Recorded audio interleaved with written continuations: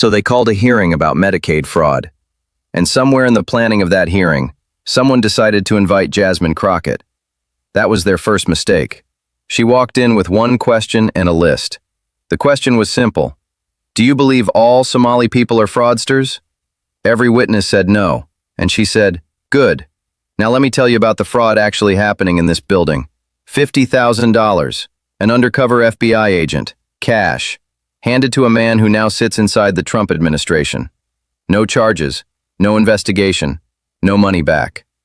That's just the first item on our list, because then came the pardons. $25 million Medicare scheme, pardoned.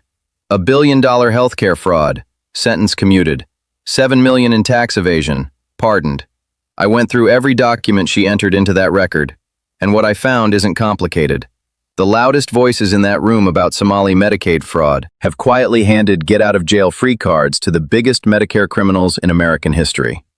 At some point, this stops being hypocrisy. This is the business model. And today, one congresswoman decided to say it out loud, in the middle of their own hearing. Let's get into it.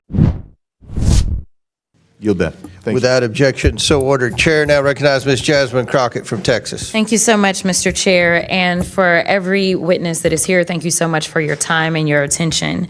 I just have one quick question. I have not been here the entire hearing, but I don't think this question has been posed for each of you, and we can start at the far end. Do you believe that all Somalis are engaged in fraud? I do not, and I'd like Okay, just yes or no. Next. Of course not. Oh, absolutely not. We have good Somali people in our state. Okay.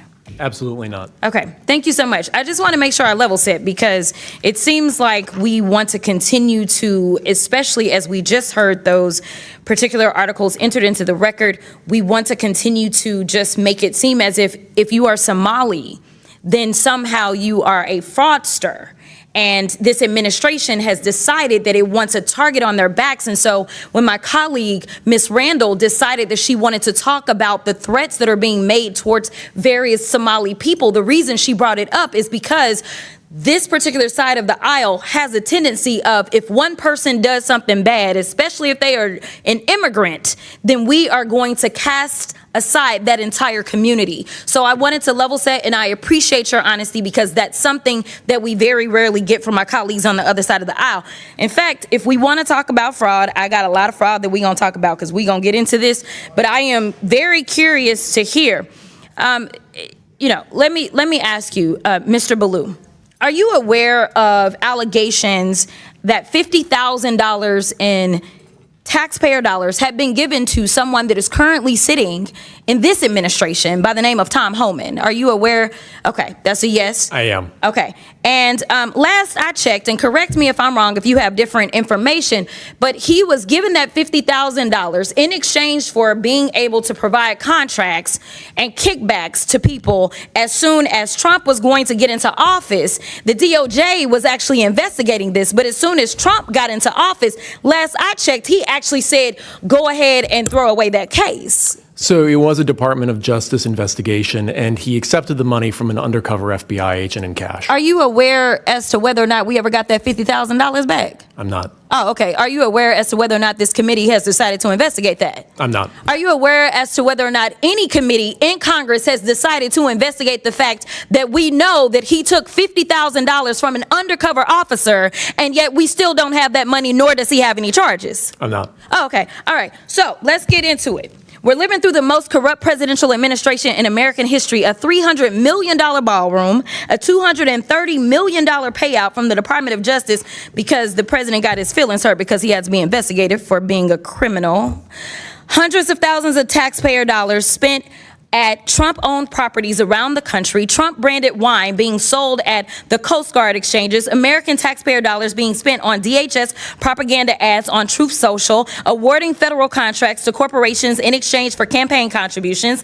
Kash Patel flew his girlfriend around the country on a multi-million-dollar jet that taxpayers paid for. Kristi Noem gave companies she's affiliated with hundreds of millions of tax dollars, then went out and spent another $200 million on 2 private jets for her travel. For 12 months, this administration has been taking billions of taxpayer dollars from American people and have been giving it away to their own companies in the form of tax cuts, government contracts, or other government funded subsidies. So Congress has a role in getting rid of fraud, I will admit that, in any federally funded government program. However, I think the fraud that the American people are concerned about is that the Republicans are taking away Americans' health care so that ultra billionaires can get more tax cuts. The real fraud is the dehumanization and demonization of the working class Americans and immigrants to distract folks away from corporate socialism that's happening because of the Republicans. So this is truly the definition of throwing away the baby with the bathwater. The Republican philosophy is that if the cost of living for the average American increases, they're on their own. But if the cost of doing business increases for the wealthiest people on earth, well, then it's the government job to bail them out. But I want to get to my last question because, Mr. Ballou, I got to give you a chance. He's been issuing pardons for numerous people who have defrauded the American people. And Republicans on this committee, yeah, just as quiet as the room just got, right? So, Mr. Ballou, talk to me about how the Trump administration has welcomed fraud across government by purging DOJ attorneys and shuttering ethics office across the federal government. Well, one of the things that's been a common theme in this discussion so far is potential government employee involvement in some of these schemes. That hasn't been proven yet, but it does seem to be alleged. The concern that I have is the office that would prosecute that in the Department of Justice, the Public Integrity Section, has been largely defunded and decimated. Thank you so much. And my time has expired, but I do have some UCs, Mr. Chairman. You want to do them now? I do. Okay. The first one is from Truth Out. Trump grants clemency to executive who led $205 million Medicare fraud scheme. Without objection, it's ordered. The next one is Trump commutes sentence of Dr. Solomon Melgen, eye doctor, found guilty of Medicare fraud. Without objection, it's ordered. The next one, healthcare fraudster Philip Esfermaze is latest Trump clemency recipient to be arrested. He defrauded more than $1 billion from Medicare. Without objection, it's ordered. Trump pardons nursing home owner and supporter convicted of $7 million in tax evasion. Without objection, it's ordered. Trump and pardons, we'll want all that stuff to put in the record. So, I will. I got you. Trump pardons cost victims and taxpayers $1.3 billion, House Judiciary Committee Democrats review says. All right, without objection, so ordered. Chair now. Look, I've covered a lot of congressional hearings, and most of them follow a pretty predictable pattern. Someone says something vague, someone on the other side says something vague back. Nobody learns anything. The cameras pack up, everyone goes home. This was not that kind of hearing, because somewhere between the Craigslist ads and the billion-dollar pardons, Jasmine Crockett turned a hearing about Medicaid fraud into the most uncomfortable mirror this committee has probably ever been handed. And I want to walk you through exactly how she did it, step by step, because the mechanics of what happened in that room are just as important as the substance. Stay with me, because the part about the pardons at the end, that's where the whole thing collapses in on itself. First, the setup. Before Crockett said a single word, Republicans had already entered their evidence into the congressional record. And I want to be precise here because this matters. When a member enters something into the congressional record, it becomes part of the official archive of the United States government. It carries institutional weight. So what did they choose to enter? Minnesota's Somali fraudsters paid for rich lifestyles with stolen money. Venezuela's been dealt with. Somali scammers should be next. A Craigslist ad from a Minneapolis daycare allegedly seeking to hire 20 child actors. I want to pause on that last one. A Craigslist ad. Not a federal audit. Not an OIG report. Not a GAO finding. A Craigslist ad. That is now permanently archived in the official record of a United States congressional hearing. I'm not saying this to be sarcastic, although honestly it's hard not to be. I'm saying it because it tells you something important about what the hearing was actually designed to do. This wasn't an accountability exercise. It was an association exercise.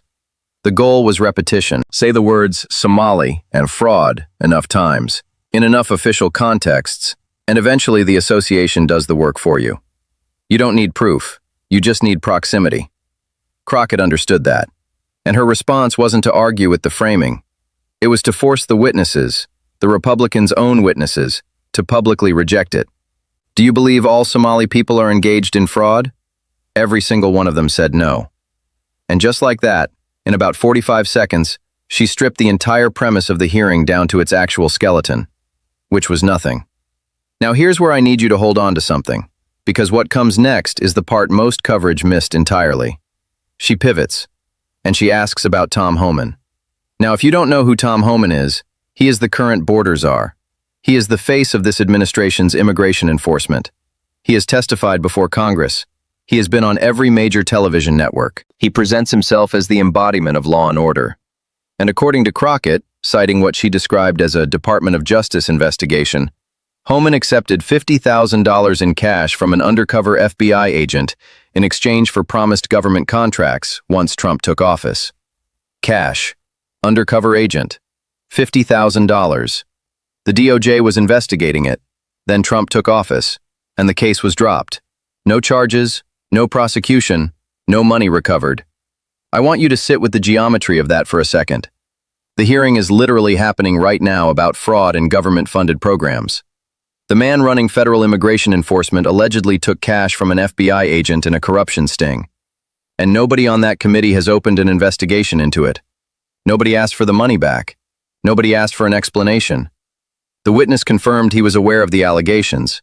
And then, silence. Now, I've talked before on this channel about something called selective predication. The idea that the decision to open a federal investigation isn't just about evidence, it's about who decides which evidence counts. This is that concept made visible. Because the standard being applied in that hearing room was not, did fraud occur? The standard was, who did the fraud? And that distinction is the entire ballgame. Here's what I mean.